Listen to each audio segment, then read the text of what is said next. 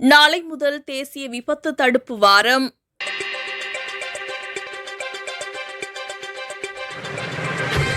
பொதுமக்களிடையே விபத்து தடுப்பு குறித்த விழிப்புணர்வை ஏற்படுத்துவதற்காக 11வது தேசிய விபத்து தடுப்பு வாரம் நாளை முதல் ஆரம்பமாக உள்ளது.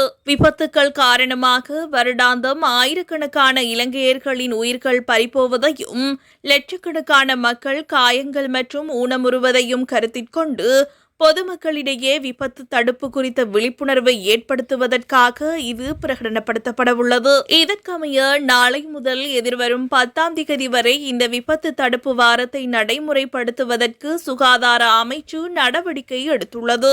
நாட்டின் அரசாங்க வைத்தியசாலைகளில் தங்கி சிகிச்சை பெறும் நோயாளர்களில் கணிசமான சதவீதமானோர் அனர்த்தங்கள் காரணமாகவே சிகிச்சை பெற்று வருவதுடன் அவற்றில் தவறி விழுதல், வீதி விபத்துக்கள், பணியிட விபத்துக்கள், நீரில் மூழ்குதல் முதன்மை பெற்றுள்ளன.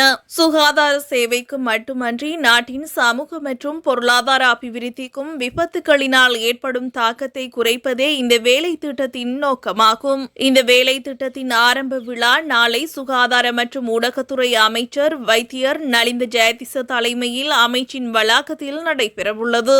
சுகாதார அமைச்சின் தொற்றா நோய் பிரிவு தேசிய விபத்து தடுப்புக்கான ஆலோசனை குழுவின் வழிகாட்டலின் கீழ் ஒழுங்கமைக்கும் இந்த வேலை திட்டத்தின் கீழ் ஒவ்வொரு நாளும் ஒரு விசேட கருப்பொருளின் அடிப்படையில் நடவடிக்கைகள் முன்னெடுக்கப்படவுள்ளன.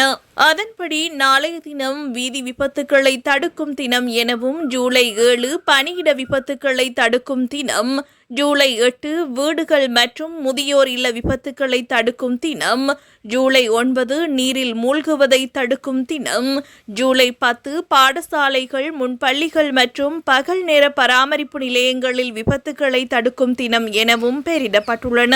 இந்த வாரத்தில் நாடு தழுவிய ரீதியில் பொதுமக்களுக்கான விழிப்புணர்வு வேலை திட்டங்கள், ஆபத்தான இடங்களை கண்டறியும் நடவடிக்கைகள், பாதுகாப்பான சூழலை உருவாக்குவதற்கான நடைமுறை திட்டங்கள் மற்றும் விபத்துக்களை குறைப்பதற்கான குறுகிய, நடுத்தர மற்றும் நீண்டகால நடவடிக்கைகளை செயல்படுத்த சுகாதார அமைச்சு திட்டமிட்டுள்ளது.